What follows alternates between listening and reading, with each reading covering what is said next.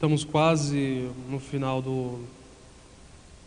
de Devarim, no final já perto da final na final também das leituras da Torá e perto do Yom Kippur. Então, qual seria então a mensagem que o Eterno e Moshe tivesse na sua frente e te daria? Qual a mensagem que ele passaria para você para passar esse período de perdão? Sendo que esse período de perdão não é o perdão que você deve fazer ao próximo, mas claro, você tem que fazer durante todo esse período, visitar os parentes, visitar um doente, pedir perdão para o seu amigo, para o seu vizinho, aquela pessoa que você tem uma desavença. Mas no dia de Yom Kippur, você simplesmente pede perdão só para o Eterno. Então é só com o Eterno que você vai ter que falar.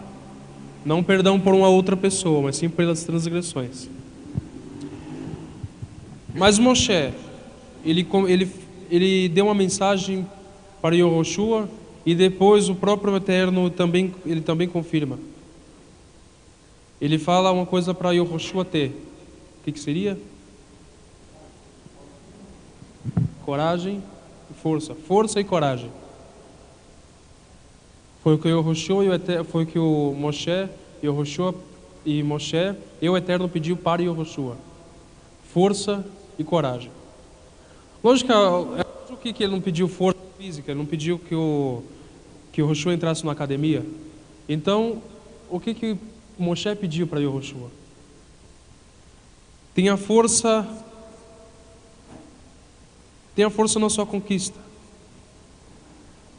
Tenha força de armamento, tenha força de pensamento, mas acima de tudo tenha força de vontade. Ele pediu para que o Yehoshua tivesse força de vontade em qualquer coisa que ele fosse fazer. Mas também que ele pediu para que tivesse coragem. Mas por que pediu para que tivesse coragem?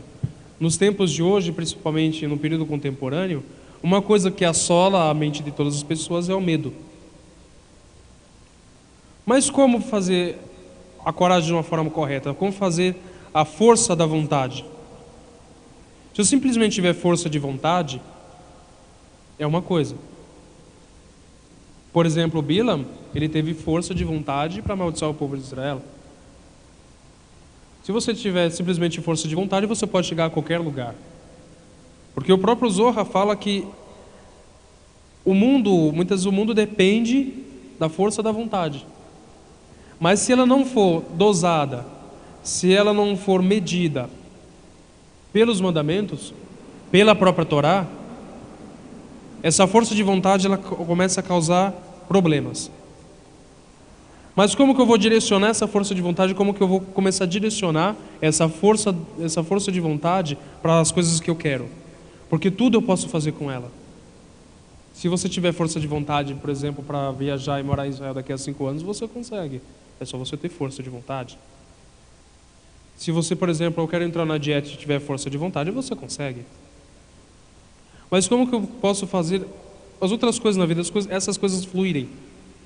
Você pode ir para Israel daqui a 5 anos, ou você pode ir para Israel na próxima semana. Você pode trabalhar, guardar dinheiro e ir. Ou também você pode roubar um banco. Isso é força de vontade. Você pode simplesmente fazer uma dieta. Você quer emagrecer, então pode fazer uma dieta. Legal.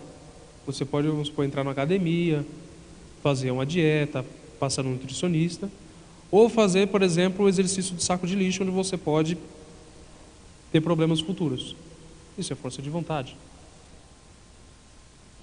É por isso que vem os mandamentos falar, você precisa dosar. O mais importante é a sua vida. Por isso que ele fala, não rouba. Porque vai com a sua força de vontade, você quer tanto uma coisa que você acaba transgredindo em outras. É por isso que o Rabi Haniná, no Tratado de Berachot 83, ele vem falar o seguinte: tudo que está nas mãos dos céus, tudo está nas mãos dos céus. Só tem uma coisa que não está, é o temor. Se antes nós pegarmos a nossa força de vontade para fazer qualquer coisa, bem antes precisa ter uma coisa em sua posse, é o temor. Senão você não consegue utilizar essa energia da vontade, essa energia de querer, essa energia de construir para o bem. Por isso que, no mesmo trecho, dentro da, se não me engano, seria na segunda aliá, ele fala para Yogoshua, fala, olha, pode ir, tem a força de vontade. Só que na mesma aliá, ele entrega a Torá para os sacerdotes. Ou seja, você pode ter essa força de vontade, só que você vai ser baseado pela Torá. Você precisa ter primeiro o temor disso. E muitas vezes depende de tudo, é a vontade. Mas essa vontade é o que diferencia muitas vezes as ações de uma pessoa que seria um rachá e um tzadik. Com muita vontade você pode mover as coisas naturais, as situações naturais. Por exemplo, Elisha, com muita vontade, ele conseguiu voltar à vida de uma menina de Shunan. Com muita vontade, Rabi Haniná, ele conseguiu que o vinagre acendesse como um azeite e pegasse fogo. Isso com muita vontade. Então, quando você direciona esta vontade, a sua vontade, essa energia de vontade para as questões divinas, medido, então, pelas mitzvot, então é que você consegue construir qualquer outra coisa. Você consegue mover os meios naturais. A natureza começa a se harmonizar com você. Porque como os sábios falam, eu sempre repito, as coisas vibram. As pessoas emitem energias. E essas energias é que conseguem mover todo o meio natural ao seu prol.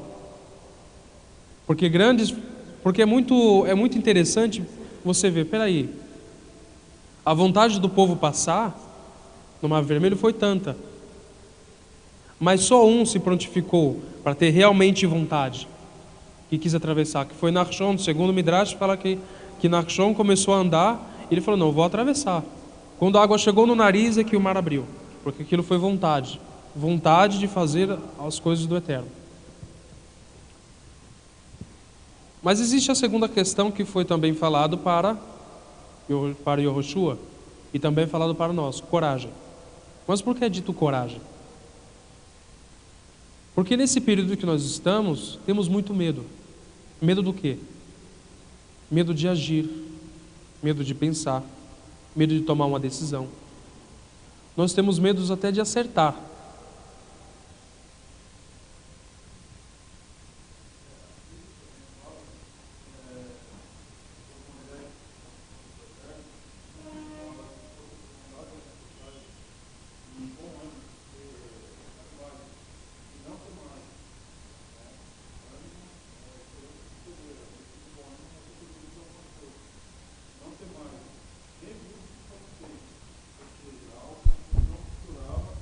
Pode ser maior do que se imagina, mas não se quanto.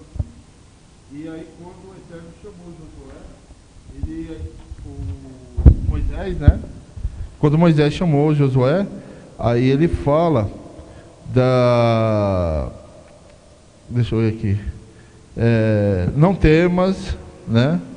E nem te espantes. Então a gente vê um conjunto de povo e uma parte individual. Não temas nem te espante.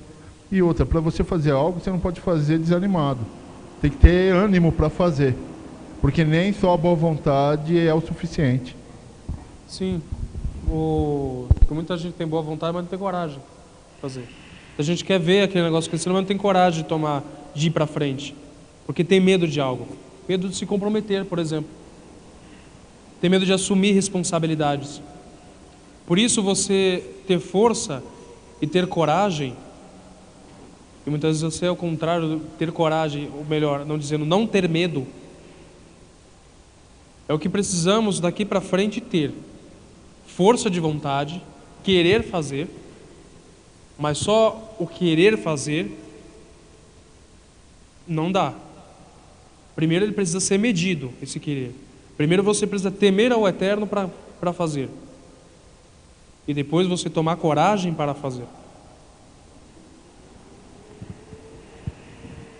Vamos pegar da questão de que o medo de a pessoa assumir responsabilidade O medo de qualquer outra coisa, ela é a parede. É onde você para. Dali para frente você não consegue progredir. Dali para frente qualquer coisa que você queira fazer, você não vai fazer. Você tem vontade de fazer, por exemplo, uma faculdade, mas não tem coragem de ir lá. Esse medo é a sua barreira. Esse medo é a fronteira que você vai parar. Existe uma história muito legal.